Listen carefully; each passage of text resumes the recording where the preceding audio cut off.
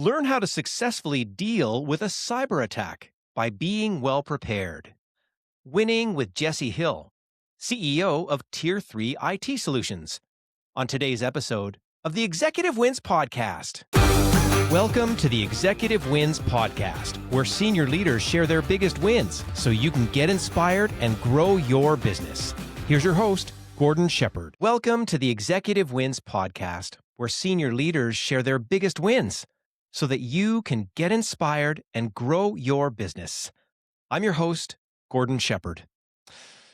And to get things started, I want to share an important leadership lesson that I learned from Musab Abdel, CEO of QA Enterprises and founder of Struggle is Your Success, on episode 50. He said that leaders need to find someone who will invest in them, a mentor, someone who will be with them through thick and thin to help them grow as a person and as a leader. So if you don't have a mentor, then ask yourself why. Is it because that you don't like asking for help? Then ask yourself, what if I don't get help? Is status quo an option? And then you may want to listen to episode 50 and find out why Musab is living proof of the benefits of mentorship. Of course, there are 50 other leaders that you can learn from on the Executive Wins podcast, which is why I highly recommend that you check out the past episodes in the archive. I also want to remind you that the Executive Wins podcast won the Best New Podcast Award in the Quill Podcasting Awards in its first year of production. And thanks to you, the Executive Wins podcast has surpassed 37,000 views on YouTube and more than 19,000 minutes of watch time, along with having over 1,400 downloads on Apple Podcasts, Spotify, and wherever you listen. Featuring mission-driven leaders sharing their biggest wins so that you can get inspired and grow your business. That's what you get on the Executive Wins podcast. On today's episode, you'll learn how to successfully deal with a cyber attack by being well prepared. Winning with Jesse Hill, CEO of Tier 3 IT Solutions. I also want to let you know that today's episode is brought to you by our new workshop called How Leaders Can Tell Winning Stories to Get Profitable Results. This workshop helps leaders learn how to tell highly effective stories so they can inspire their teams and customers to get more profitable results. In this hands-on workshop, leaders will learn a proven 5-step storytelling system called the Anatomy of a Win, so that they can actually articulate the strategy, work plan, people, operations, and results behind every winning story that they want to tell. They'll also learn how to dynamically use their voice and be confident storytellers no matter where they are, at the office, networking events, in the boardroom, or on stage. So if you and your leadership team really want to learn how to tell winning stories to get more profitable results, then get in touch with me directly at gord@executivewins.com or visit executivewins.com/Executive Wins Storytelling Workshop to learn more. And now on to today's show. We are lucky to be joined by Jesse Hill, CEO of Tier 3 IT Solutions, a trusted IT services provider that has been successfully helping clients since 1990. You can learn about their work at tier3it.ca. That's tier with the number 3 it.ca.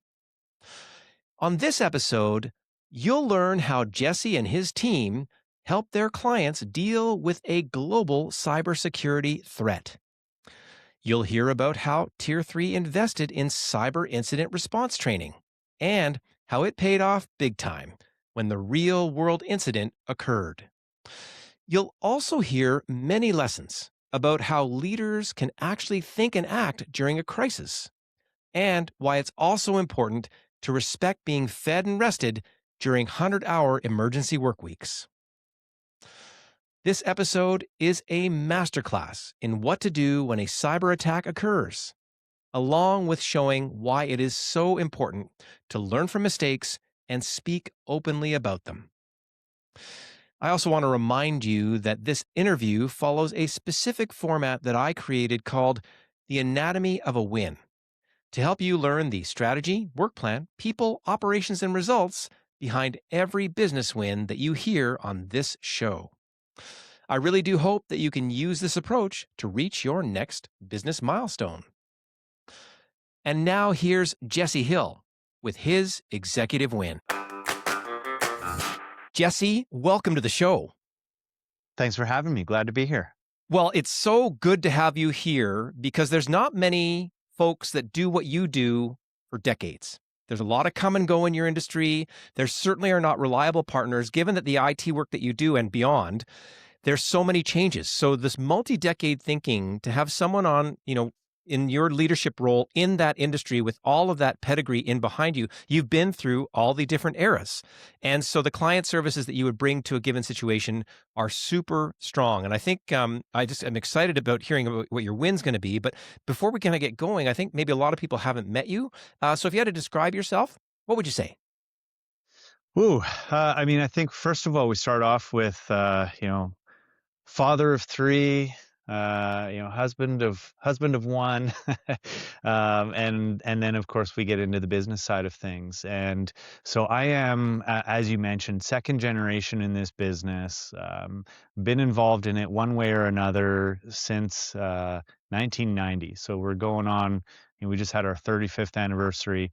Of course, my parents started it, and I, you know got more involved when I graduated from college, took over operations in the early 2000s, and then, acquired the business in, 2014, 2015.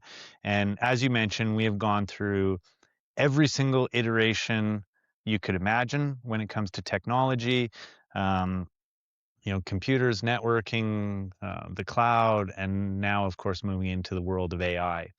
And so constant reinvention. It's one of the things that I love about this business, this industry, is that there is never a dull moment. There's always something new and exciting. And, truthfully, it gets us engaged with other business people and gives us the opportunity to, see how we can affect their operations, their people, their teams to help them reach their goals.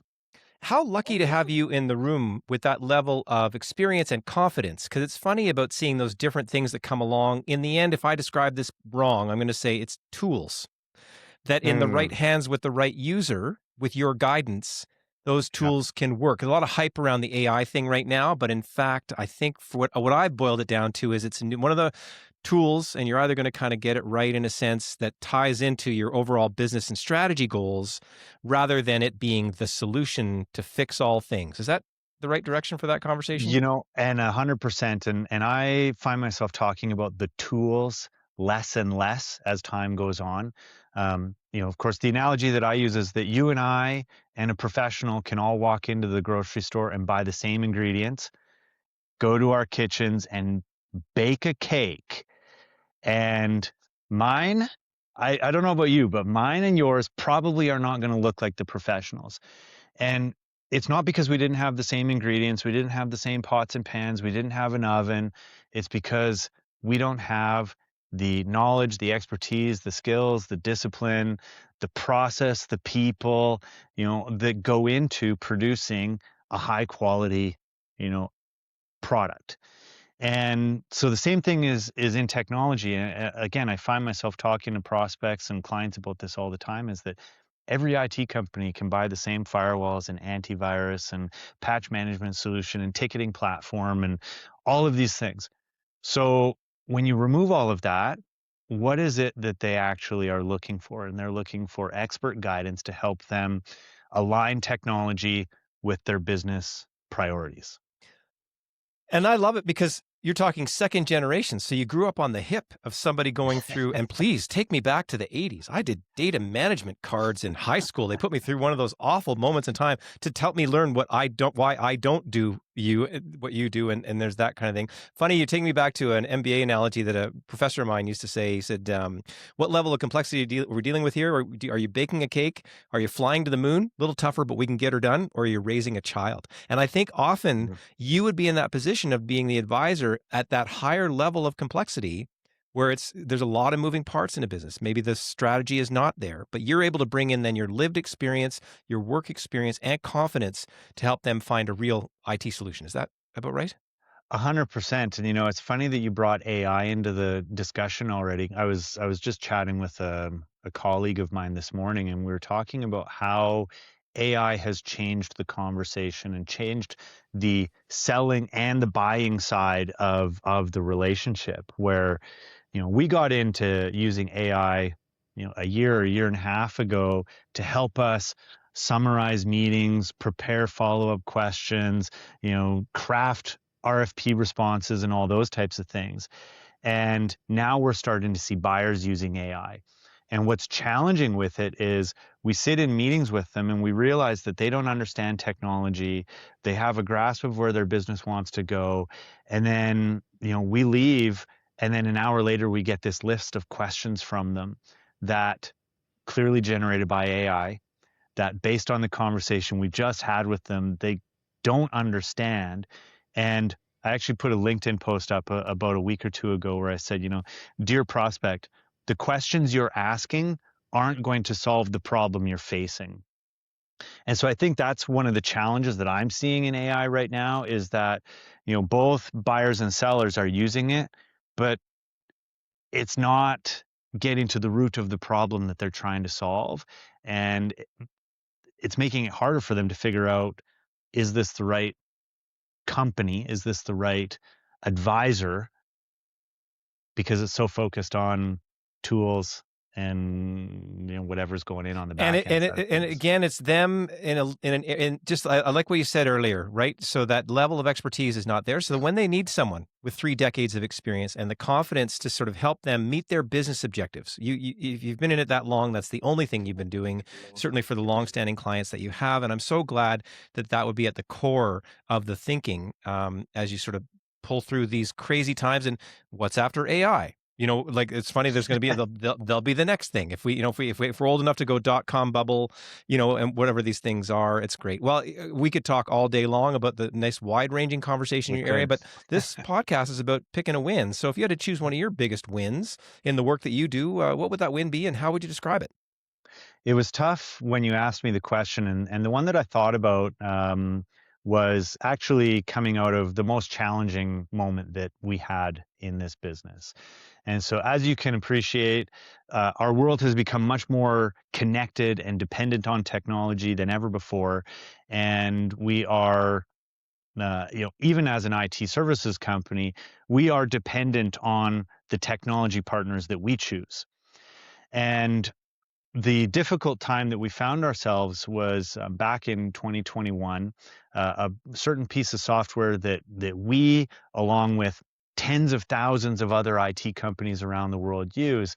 Um, a gentleman in Belarus discovered a vulnerability in that software. And it's what's called a 0-day vulnerability, meaning that it has been known about for 0 days. It is not, nobody is aware of it except, this one particular fellow. And he saw an opportunity to leverage that and to push malicious software out using the tool.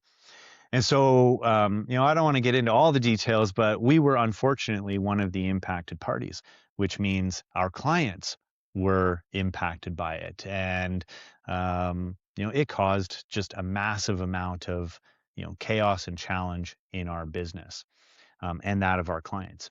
The reason I wanted to bring it up as a win is that that was 2021. We're now sitting here December of 2025. Um, we survived the incident. In fact, we actually came out of it afterwards stronger in the relationships that we had with our clients. We had many clients who came to us afterwards and said, "My gosh, we are so thankful and so lucky that we had you as our partner to go through that. I don't know if we would have survived if we weren't working with you." which I found really interesting because we chose the platform that caused the problem.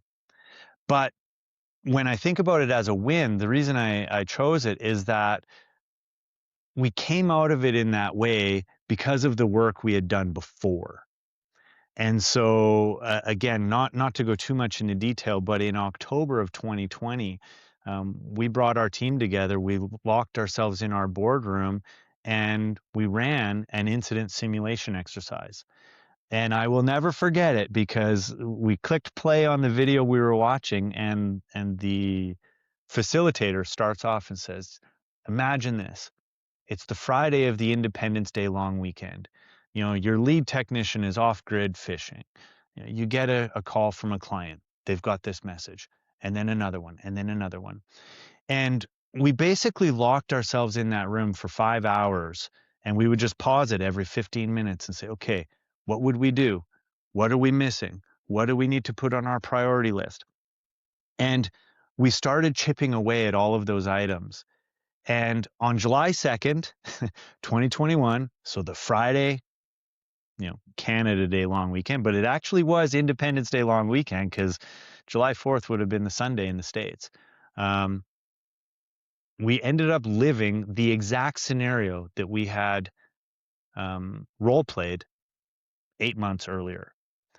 And because of the work that we had done from starting that simulation exercise to it actually occurring was the reason that our clients came to us afterwards and said, thank you. You are the ones that helped us get through this. So, so, and I think when I tell people about it, what I tell them now is that we developed a very unique skill set that I can confidently say when I enter a room that I know more about cyber insurance, cyber incident response, recovery, and all of the things that go into a scenario like this than most other people that you're going to meet. Because it's lived experience. I mean, Yeah. there's so much good stuff to unpack in there. One, never waste a good crisis, right? That's a really important lesson that a lot of leaders kind of need to learn. And in fact, these things are going to happen. Like, it's funny. I think if you had a 10-year stretch or a 20-year stretch in a business, you're going to deal with something. But did you hire the folks that invested in firefighting prevention, right? Mm. Like, in terms of what you're discussing, which is that thing of, oh, you're the provider that actually invested in that simulation. That could actually be on an interview card right now to say, have you And put the time in? Not only do you have lived experience and have you reacted to this before, but you were proactive about it. Well, why were you proactive about it? And that really speaks to getting into what I call the anatomy of a win to help break down this conversation, where we talk about the strategy, the work plan, the people, the operations, and results. So there's something in strategy, vision, mission, values. The value here is that you want to be ready. So you took the time to get your staff into a boardroom to have that simulated moment prior to this even possibility. What was it that helped you to make that investment? Because a day of training is pretty precious to a company, any size, doesn't matter what it is. But why did you make that investment? Was it from a strategic point of view? yeah, you know what? You brought up the word proactive, I think, in there, or you talked about being reactive firefighters. And we had joined a peer group in the start of 2020, right when everything was changing in the world. And the, I guess, core element of this program, this peer group that we got into was really establishing what it means to be proactive in running an IT company. And I tell people this all the time. If you'd have met me 6 years ago and asked me, I would have talked about tools, good antivirus, good backups, good patch management. And if you have a problem, give us a call. We've got a great team of technicians that'll, ring the alarm and rush over and solve your problem. And the perspective that we got when we got into this peer group was that proactive actually, like, the tools are just kind of base level stuff. You have to do that. Proactive is about having a plan, having people in defined roles that are reducing the number of interruptions your clients have from technology. and they have a whole video library. And so we were legitimately just chipping our way through this training, and we got to this incident response thing, and we went, I mean, we've never done it. We should learn about this. And so, in a sense, we almost stumbled into that exercise. Now it's part of our essential, recurring process that we take our team through it. I love it. And I remember running into a set of serious executives one time, and they had done it in binder days, not even in sort Mm. of online days, when that binder could walk out of a burning building. And that Yeah. binder was an hour away from having them up and running again. And then they could be back up and running operations within, because they had spent the time to be ready. And isn't that great that you've got ready yourselves, so that then when this moment occurs, because there's a first moment, like you just said, like it's one thing to be in the sim, it's another thing. Was Oh, there a first email? Was there a call? Like what started the chain of events in 2021 that you would, because you wouldn't have known right away, because you said it was a zero, and thank you for that term, a 0 day yeah. concept, so it couldn't even possibly been on your radar. What was the first moment when you said, uh-oh, something's going on? 10:35 a.m. Sear into the brain. Yeah, we had one of our support techs, took a call from a client, and the client basically reported they've got a pop up, talking about ransomware, and and that was odd in itself because again we have processes and tools and things in place to avoid this. And then someone else said, oh, I've got a call as well, and hey, can we get some help on the phones? And I remember, again, I was working from home that day, that I popped into our phone system software, and I looked at it, I was like, we have 18 callers phoning us right now. And I mean, we get 18 calls a week, right? Most people communicate by email. It's and so I hopped into the queue and took a phone call and went, oh, okay, this is bigger than one or two users. And so I immediately messaged my leadership team and said, okay, we need to figure out what's going on. Let's meet at the office.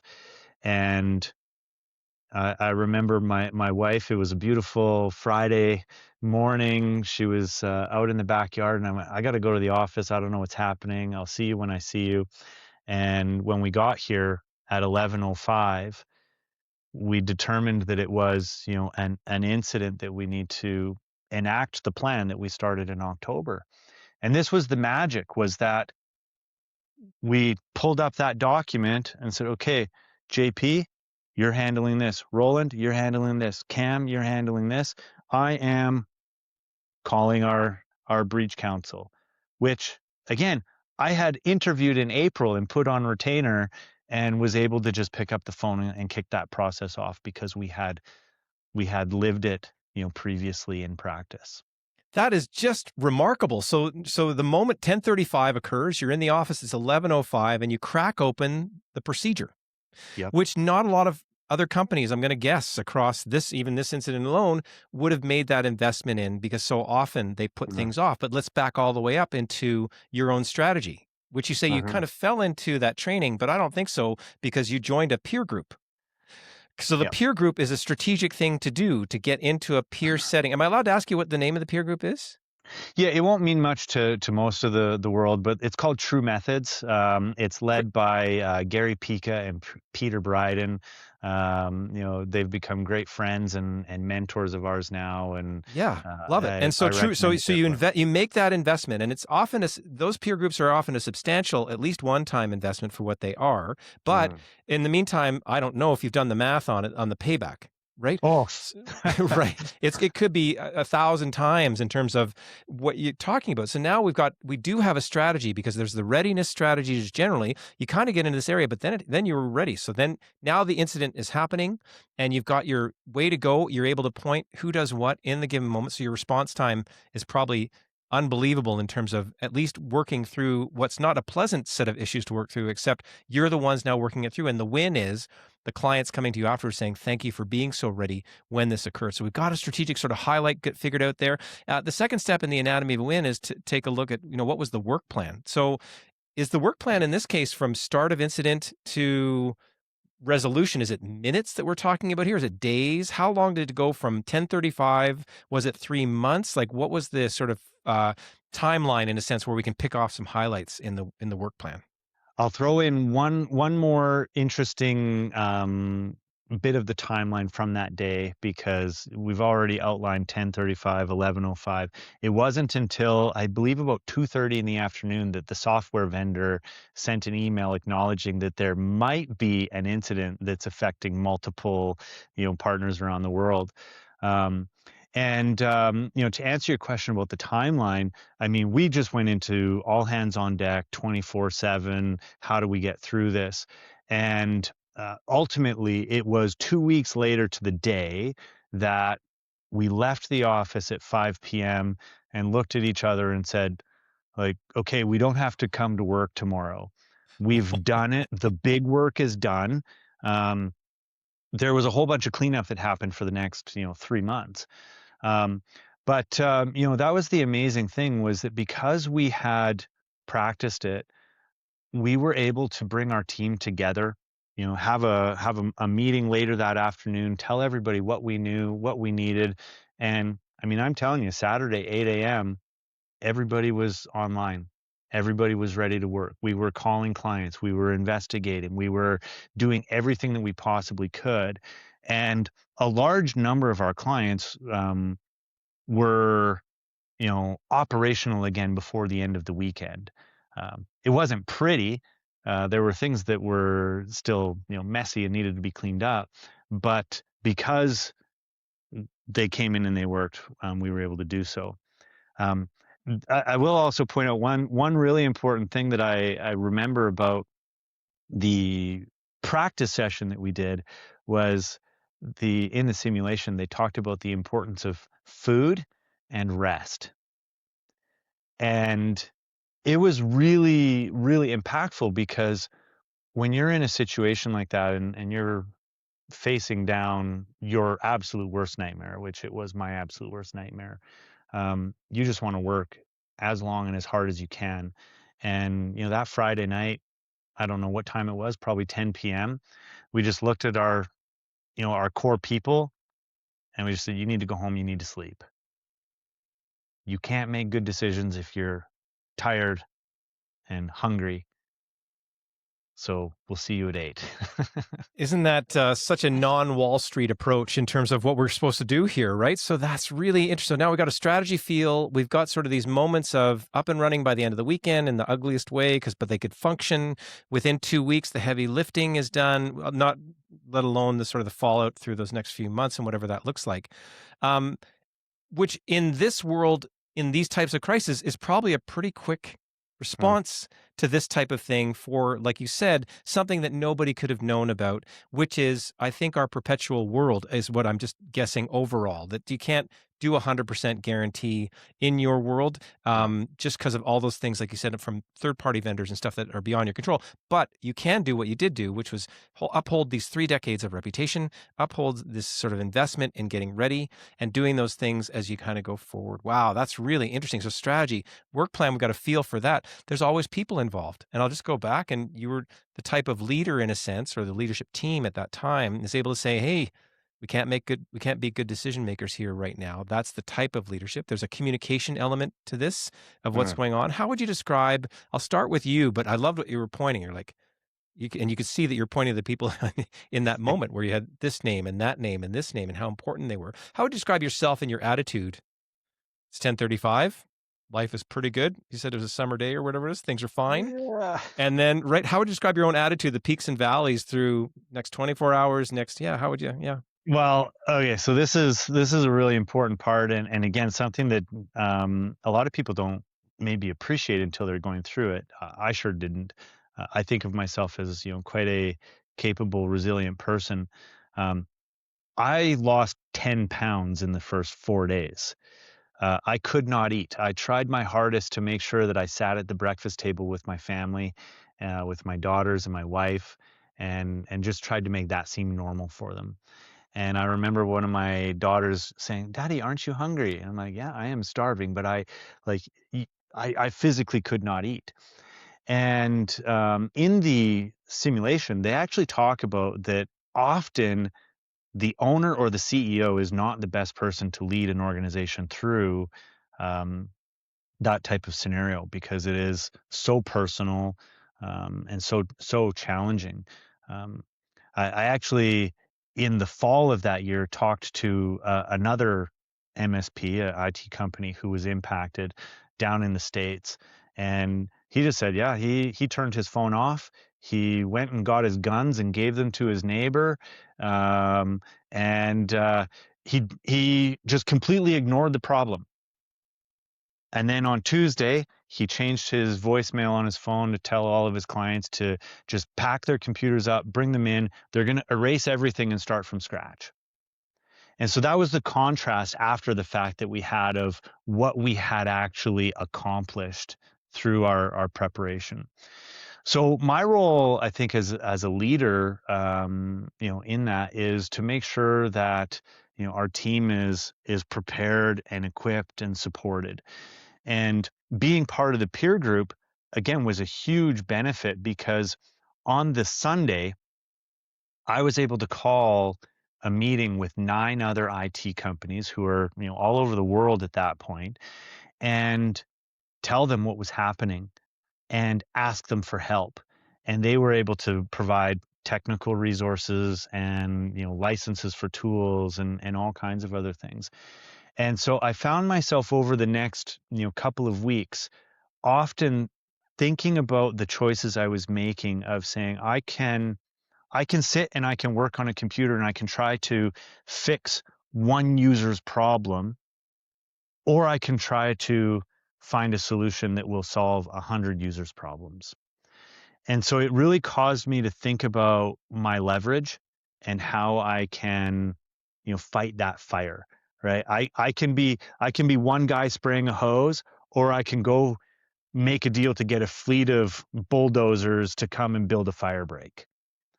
And I think I actually used that exact analogy when I was talking to my team. So it was really about supporting and enabling, monitoring them, and working to keep them healthy so that they could get back in the next day and fight the fight again. It's just such a great set of lessons in lived leadership. Mm, I got ready. We actually went through the simulation to kind of get ready. And then I was able to lead with sort of above the trees, in a sense, like you said, yeah. and with bulldozers instead of a garden hose in terms of what you were dealing with. That's really interesting along the way. In the meantime, internally, you're losing your mind. Like, you know what I mean? Like, this is not Yeah. easy stuff in terms of sort of putting on that brave outward face that leaders sort of need to do in these moments of crisis. So there's a price to be paid in a sense for your own, like you said, losing weight and those things as well. But you got that kind of, does that make sense? Oh, 100%. It's only really been probably the last 6 months that I've taken to talking about this, publicly. Um, and there are instances where, so I now run incident response simulations for our clients and industry groups and those types of things. And I always start off with a slide that says, "Why should you listen to me?" And I tell them this story. And almost every time I get to the part about, the emotional challenges, I still tear up, in front of a room full of people about the emotional impact. And so, it is very challenging and impactful, but, important to share with people because they need to make decisions about how they're going to handle the same kinds of stresses. Well, and I can't believe the value that you're bringing to this interview for all leaders, because all leaders have to go through your world. Whenever I'm on the general advisory side working with leadership teams, I'm like, IT has to be in every conversation. They're like, why? Mhm. I'm like, they have to be in every conversation because you can't do anything without them. So Yeah. I'm so glad to hear about your approach. But what do we say? We have a cyber incident response, and you're talking about asking for help, building Mhm. capacity, taking good care of yourself. I mean, these are, you can see how much bigger it is than let's just put in the code and stamp out the problem or Yeah, find the bad guy, right? It's way bigger. way bigger. And I will tell you, in that incident, we had, I mentioned having meetings with our team, talking about what we needed. We had one person who had planned holidays at that time, and he was offline. He didn't join any of the efforts, and we respect that. He had it booked. He did his thing. Um, what caused challenges after the fact was he made a comment that he was happy that he wasn't there during it because of what he would have perceived the stress. And you can imagine that when the rest of the team, sacrificed parts of themselves to get through this, to hear somebody make a comment like that, that was challenging. Um, and I do believe that we ended up losing one person afterwards from the stress. Um, I should clarify, we lost the employment of one person. And uh, right, and it turns out, and here we are talking about. If I don't, I'm not going to say PTSD. There's a hangover. There's emotional, like you said. Even when I go to relive it today, it was that impactful that you're talking about. It impacted your company work culture. It impacted attraction and retention. The yeah, type of person now that wants to come to work for you would hear that reputation, and the type of person that needs to leave your organization needs to hear that. Oh, wow, there's so, like, again, I don't know that the insurance companies are budgeting for therapy down the mm, road, right? But they should be, because that's the level of impact when you know what I mean? And again, if I don't even mean to hazard a guess, but if we're talking about dozens or hundreds of clients of yours at a given moment in time, you're actually then the node for mm, economically $1 billion worth of business. Do you know what I mean? Or whatever, hundreds of millions of dollars worth of business. Reasonably, it wouldn't be hard to rack up those numbers pretty yep, quickly and say, well, you're the node to that. And that all stopped because of this fella, bad actor, somewhere else in the world. Wow, this is yeah. so lucky to be getting this out, because I think anybody that hears this will hear the value now of, well, what am I investing in? Is it just going to be a patch? Is it $30 a month? And you're like, no, you know what it is? We're going to talk about your whole business and why being prepared is so critical. And again, if I catch wind in the news now and again in terms of who's being impacted, but I don't think, again, all the way down to little individuals, all the way up to those major organizations that are getting hurt. This is a really valuable conversation for them to hear. Strategy, work plan. There's people. Oh, sorry. I need to know. There's your team that pulled together. Yeah. Any critical people that you need to mention? Not necessarily. You can mention them by name if you need to. There's your family that was supporting you, Yeah. normalizing your breakfasts at least for an hour a day or whatever that was. Yeah. There's some element there. There's your clients. Anybody that you need to point out on the people side that really got this win to occur, and take your time. Like, yeah. Well, first and foremost, it is our whole team. There are core people. My leadership team, as I mentioned before, JP, Roland, Cam, Carrie. They were really central to the you know the strategy. But then I really look back and I think about the what it would have been like to be a support technician, a little bit more of a frontline, staff member. Because when we did the exercise in October, it wasn't the whole company, right? I mean, it's, as you mentioned, it's difficult to do that. So some of them hadn't had the practice. They had heard that we'd done it. They had heard about some of the plans, but for them, they're getting thrown into the deep end. And, as I mentioned, I mean, we called them into work on Saturday, on Sunday, on, like there was overtime, there was all this stuff. And I mean, they were compensated for it and all of the things that you might expect, but it was more stress than any of them ever thought they would have signed up for, I'm sure. And, again, like you, I hope that whether they're still here working with us or they move on to something else, that they always are able to tell the story about what they learned and how it was valuable to them. We mentioned those outside advisors, so the peer group.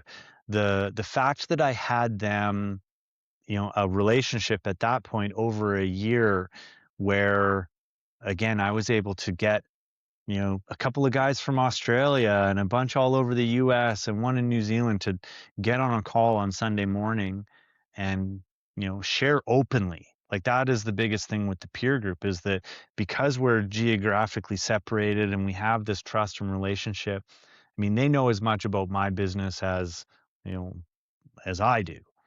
And so they were able to help out. Um, and then just having those advisors, good lawyers, good insurance contacts, those types of things that were critical to it were important. So many different factors, and I'm just imagining those frontline technicians or whoever was on the phone or you on the phone, along with clients that are like, "I can't get my email. I can't get my payroll out. I can't," and they would just be, again, everything from pulling their hair out to, whatever it is they need to get through it as well. And then nice that there was a bunch there that stuck with you through the tough Uh-huh. times in a sense and were able to reflect and go, "Wow, the win, it really was a win for something that was really critical as things Yeah. because the real time rollout is tough because nobody knows what's going on. And then you get to those weeks later and they were able to reflect in that moment. So again, we could examine all that, but that's really interesting. Strategy, work plan, people, operations.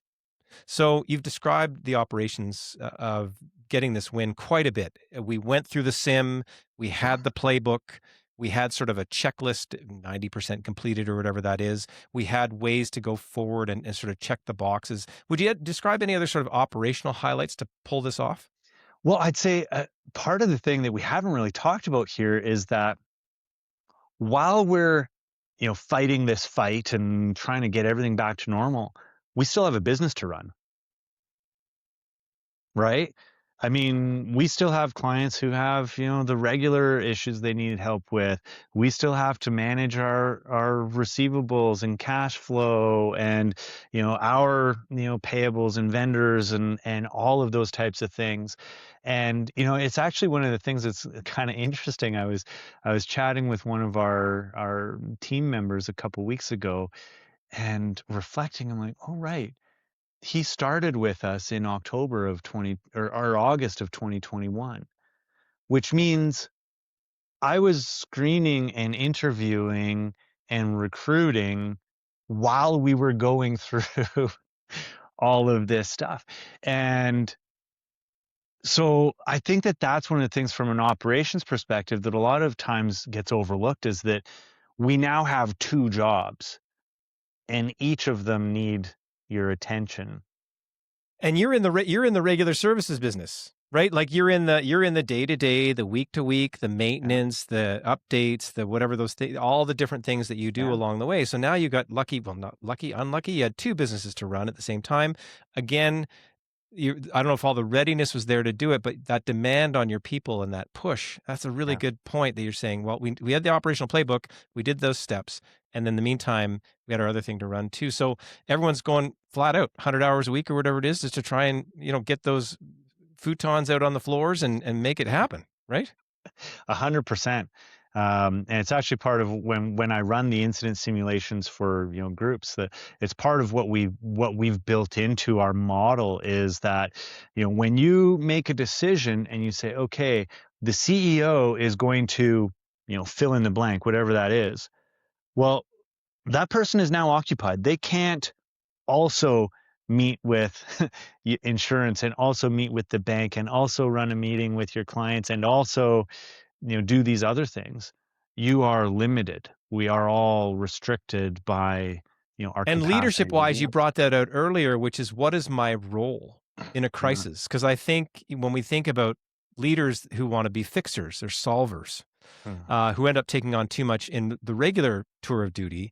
Around a crisis, they might think, but they can't be everywhere at once. So then that gets back into how prepared were you with the team building that you did? How prepared with, and so this is really interesting because this, funny enough, we could port this structure into other areas of a business for readiness, and because I think there's a lot of really strong fundamentals in it that are super well rounded, and how nice to have that preparedness approach and so detailed and that investment that was made by the peer group leaders that you got that you've now gotten to adapt and with your lived experience make even better. It would be iteratively better. And then, of course, iteratively we'll get new trouble on the horizon, which then you have to adapt to anyway as you go along. Great strategy, work plan, people, operations. Finally, there's results, quantitative results, qualitative results. Quantitatively, you got through the crisis with X number of clients and solved problems. You know what I mean? yeah. Any other kind of quantitative highlights that you'd like to point out? Quantitative. Well, what I will say, the outcomes from it were first of all, we didn't lose any clients as a result of the incident. None of the clients paid the ransom or had a need to pay the ransom because, truth be told, the protections we had in place largely, worked. Um, the third thing that I think is really important was that, um, as you mentioned, this is impacting a very large enterprise, $1 billion plus of collected revenues and people. And we didn't have a single statement of claim, filed against us, as we went through it. So that told us a lot. The other thing is that it actually enabled us to have really positive conversations with our clients about what types of investments and changes should be made into the future. And, truth be told, we were able to go to our client base and enhance the services that we were providing to them. And Yeah, I mean, but look at the yeah, opportunity, look at the alternative costs or opportunity costs, and or the yeah, opposite of opportunity costs, the negative costs, the negative impacts. So ransomware had one ransomware been paid out. yeah, I yeah, don't know where they're at these days, other than whole hostages of whatever we could pick company A and put it into that. But that the ransomwares are not cheap these no, days. And I actually heard from a consultant one time. He said, "Oh, those bad guys are reputable. Pay the ransom." Because they'll give you back your stuff. And it's like, oh my God, to think that there would have to be reputation amongst bad guys. But in a sense, you didn't get that. No statement of claim. That's 0 day is something I learned here today. I didn't understand that. yeah, No yeah, statement of claim is pretty strong reputationally mhm, to think that you mhm, got through with that. And again, it's maybe not something that you could guarantee in the future, but you could say, yeah, we've got the best shot at it in a yeah, sense going forward. So when someone's laying down to do that, plus you've got now, in addition to your regular services, you've got this recommended, but strongly recommended way to go in the future for their company to make sure that they are bulletproofing themselves as much as possible. Fair enough? yeah, yeah. I thought of one more there that I would share, and that is that, um, again, we ran the exercise, made a list of things to change, and one of the things that we changed was our insurance provider.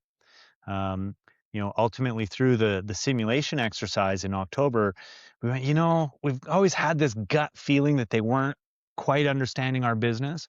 And so in January of 2021, we switched insurance providers. And as a result of that decision, we like the entire cost for us to do all of the recovery exercises and everything that we did were covered by our insurance, and so we actually didn't end up being, out of pocket, for that. Now that absolutely stunk for the new insurance carrier. We're still paying, premiums with them today, and uh, I recommend them to everybody because of how they treated us. But again, we came out of it, you know, financially unscathed, because of the decisions that we'd made in preparation.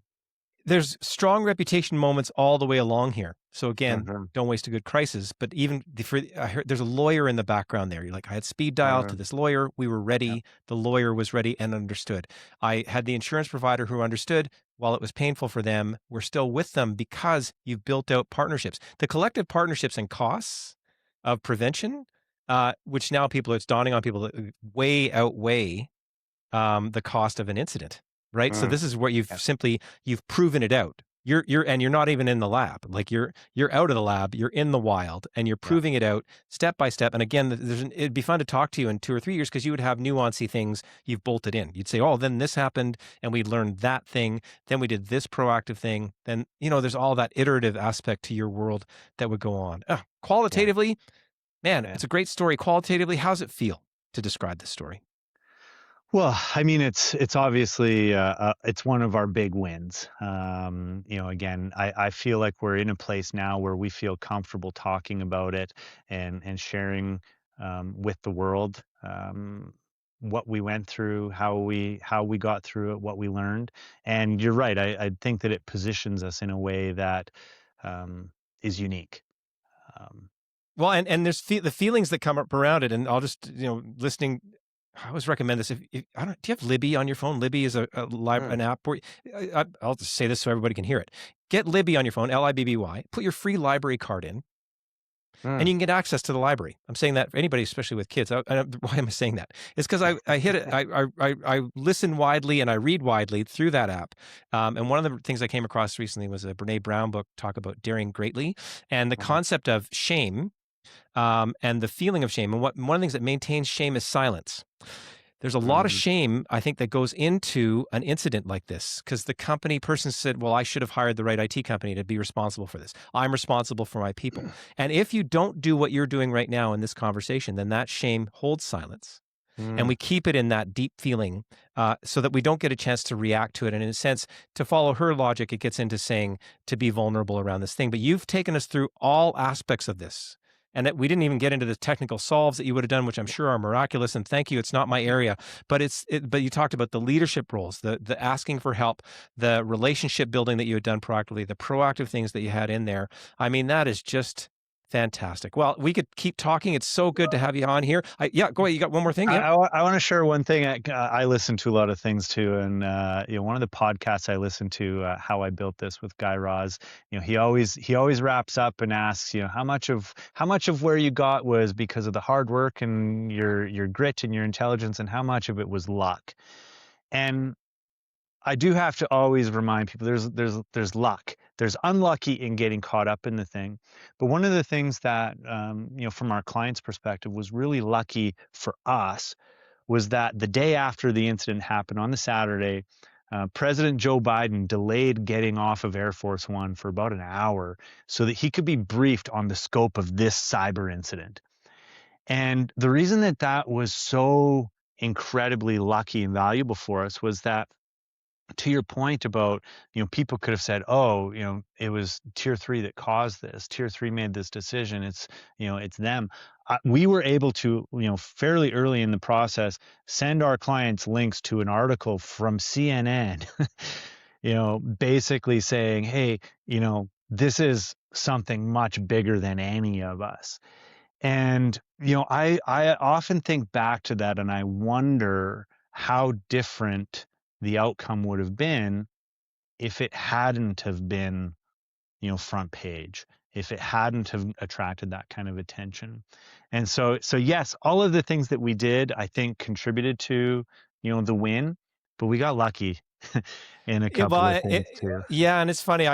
I would put luck at about 5% of what you've described, like in terms of what it is. So I appreciate that Yeah. you got to have that sort of that moment in time and that Yeah. enhancement. It's funny. I'm glad to hear about that recommendation about the last moment of someone else's show. I always like to say if you had two or three sentences to say to a leader about dealing with a crisis, what would you leave Mm. behind with them?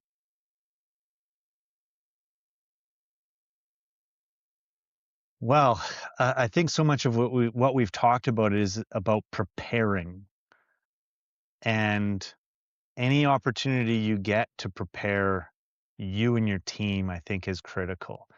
Um, People overestimate how in sync they are with their team about how they would respond to a scenario.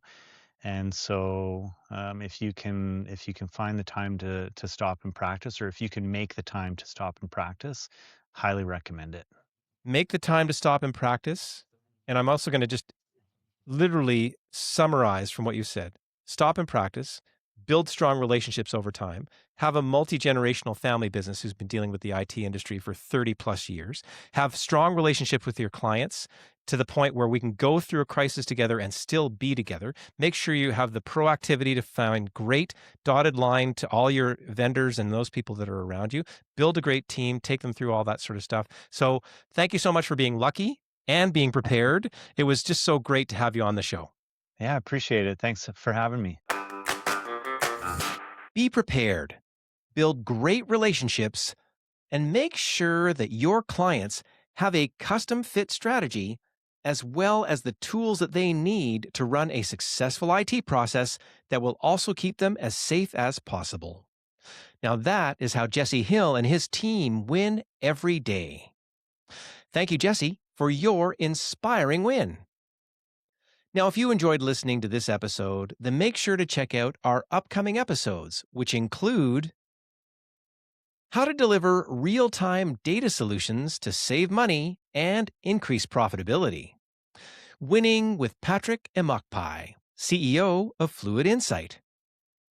And if you're a leader who really wants to learn how the Executive Wins coaching session can help you to grow your confidence and inspire your team, then visit executivewins.com to learn how. You can also subscribe to the Executive Wins newsletter to stay up to date on the podcast, live events, education opportunities, and more. Visit executivewins.com/newsletter to sign up. And if you enjoyed today's episode, be sure to rate, review, and subscribe, and share it with a fellow leader. And don't forget to check out our resources and links in the show notes. And keep listening to the Executive Wins podcast for more inspiring wins that will help you to grow yourself, your team, and your entire business. Thanks for listening to the Executive Wins podcast. Make sure to rate, review, and subscribe as we bring you more inspiring wins from outstanding leaders so you can grow your business.